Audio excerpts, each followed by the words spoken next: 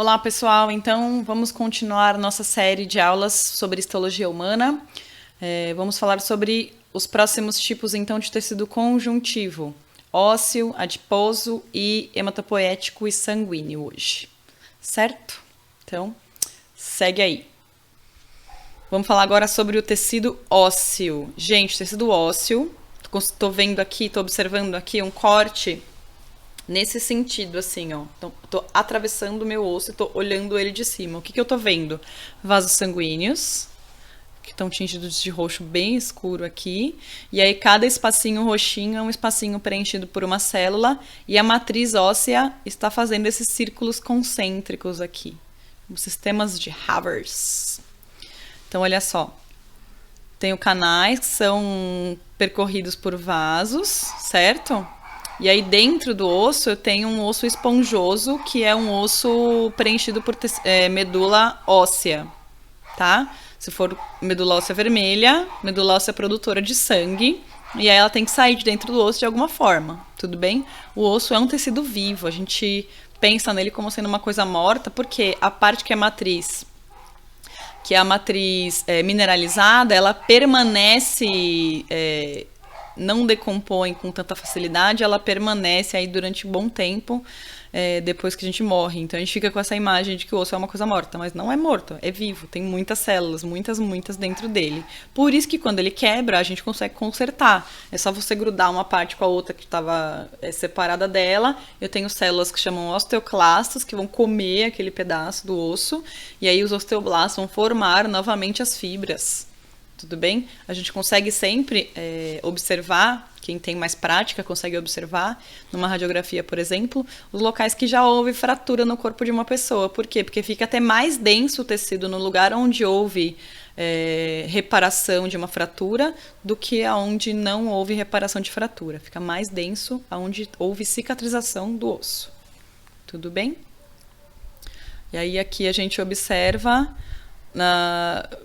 uma periósteo, que é tecido conjuntivo propriamente dito denso, que está revestindo o osso por fora, e aí os sisteminhas de Havers, canalículo, tem um osteócito, tá vendo? Eles conseguem se comunicar com os vasos sanguíneos através desses canaizinhos que tem. Beleza? Adiposo é outro tipo de tecido conjuntivo, gente. 1001 tipos de tecido conjuntivo. Tecido adiposo, a gente observa aqui, ó, que as células são gordinhas, já que é o tecido que guarda gordura. E a quantidade de fibra não é tão grande, tem poucas fibras entre as células. Não é tão aderido quanto o tecido epitelial, não é tão bem coladinho quanto o tecido epitelial, mas elas são bem mais próximas umas das outras do que as células, por exemplo, da cartilagem ou do propriamente dito. Tudo bem? Gente, tecido adiposo, muitas gotas de gordura dentro das células, e essas gotinhas, elas podem aumentar ou diminuir de acordo com a quantidade de energia extra que a gente tem armazenada. E tem locais onde é obrigatório que eu tenha tecido adiposo. O tecido adiposo, ele vai dar formato para o nosso rosto. Por exemplo, se a gente não tivesse adiposo aqui, ia ser uma coisa cavada, estranha.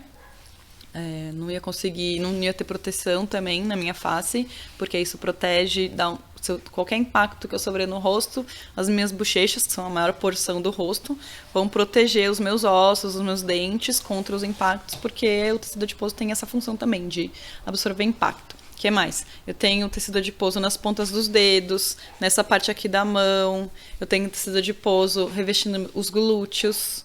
Eu tenho tecido adiposo muito denso nas solas dos pés, porque todos esses pontos de tecido adiposo mais concentrado vão conferir proteção mecânica para o meu corpo, absorver impactos, certo?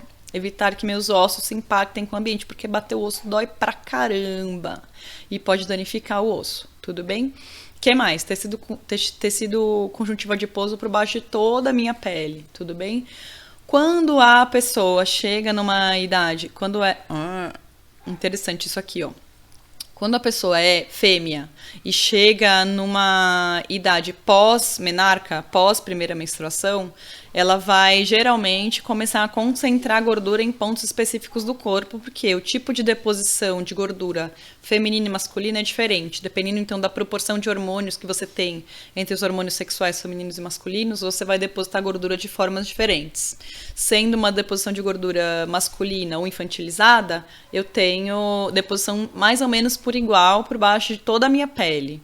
Sendo uma deposição de gordura mais feminilizada, com uma concentração maior já no sangue de estrógeno e progesterona, eu vou ter regiões de tecido adiposo mais concentrado, ou seja, as minhas células adiposas em torno do umbigo, na parte interna das coxas, parte externa das coxas, no glúteo, revestindo aqui meu quadril, em volta das mamas, das glândulas mamárias. E nessa porção aqui, nessa parte aqui do braço, essa parte posterior do braço, são locais onde eu tenho uma grande concentração de tecido adiposo nas meninas, nas mulheres, nas fêmeas. Enquanto que nas outras porções do corpo, para baixo do joelho, nas mãos e nos pés, nessa parte aqui do antebraço, tudo isso eu vou ter muito menos gordura. Então, as mulheres têm uma reserva de energia nesses pontos localizados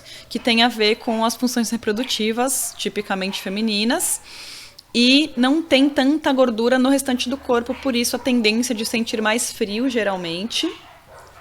Mas se a gente calcular a gordura total corporal, fêmeas têm mais reserva do que machos, porque elas têm que sobreviver à gestação, tá? Então, toda essa deposição de gordura diferente é uma deposição de gordura determinada por seleção reprodutiva ao longo de milênios aí, certo? Da evolução. Então, o que acontece? Quando que a gente observa a celulite, superfície irregular, assim, que é uma coisa totalmente normal e toda mulher tem, a não ser que ela seja um ET que só treina o dia inteiro, tá? O que a gente vai ver? A pele revestindo e aí logo por baixo disso tecido adiposo e confere essa superfície irregular, por quê? Geralmente porque não está tão hidratado o tecido, mas é muito comum observar isso, o mais comum, o mais normal é observar celulite nas mulheres, por conta desse maior acúmulo de gordura nesses pontos específicos do corpo, que a gente chamaria no popular de gordura localizada. Tudo bem? Então, é tecido adiposo compactado e é uma coisa que é típica feminina. Todo mundo que tem uma quantidade, uma concentração maior de hormônios femininos vai ter celulite. É a vida, gente. Aceitem.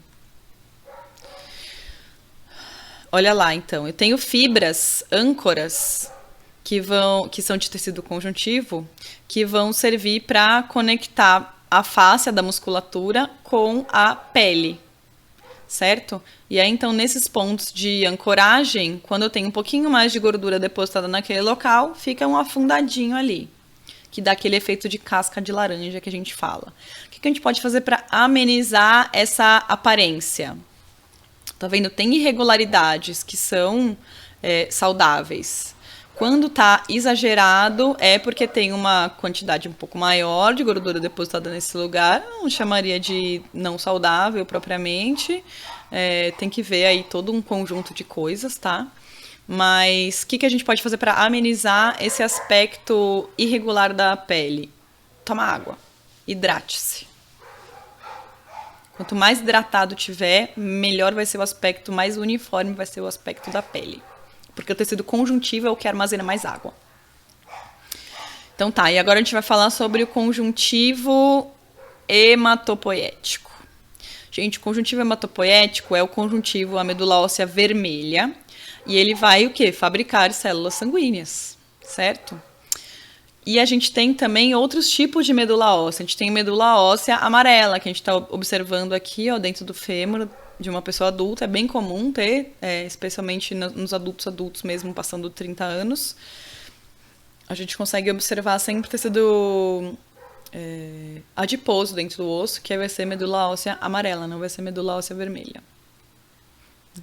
Toda a série de células que podem ser originadas das medulas ósseas vermelhas, do tecido hematopoético, são as células do sangue. e algumas delas ficam nos tecidos ancoradas, mastócitos, macrófagos, que são células de defesa do corpo humano. E o sangue, gente, é um tecido líquido. Então, olha só, 55% dele é plasma, menos de 1% é plaqueta e glóbulo branco e 45% é glóbulo vermelho, muito glóbulo vermelho mesmo. Hemácia, na verdade, eritrócito. Glóbulo vermelho é um nome que a gente usa mais para criancinhas. Então, leucócitos, que são as células brancas, e eritrócitos, que são as células vermelhas do sangue, e plaquetas, principalmente. Mas a grande maioria, esmagadora maioria, é eritrócito. Então, uma célula-tronco da medula óssea vermelha pode originar célula-tronco linfóide, célula-tronco mieloide.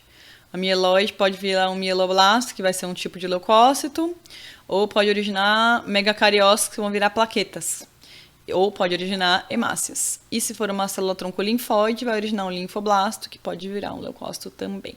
Tipos diferentes de leucócito, muitos tipos diferentes de leucócito. Olha lá, gente, célula-tronco pluripotente virando mieloide, vai originar eritrócito, a maior parte delas vai seguir esse curso aqui, que está ilustrado aqui no cantinho. E aí depois megacariócito, que vai virar plaquetas. Um megacariócito vira várias plaquetas. As plaquetas são fragmentos de células, não são células vivas.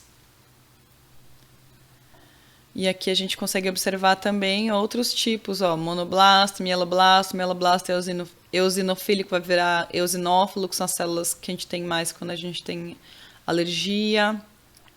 Basófilo também é outro tipo de célula de células de defesa. E aí, linfócitos T e B são originados por células tronco linfóides e não mieloides. A gente vai falar mais sobre isso quando a gente for falar de sistema imune. E é isso por enquanto. A gente vai conversar depois sobre tecido muscular, que é o próximo assunto de histologia humana.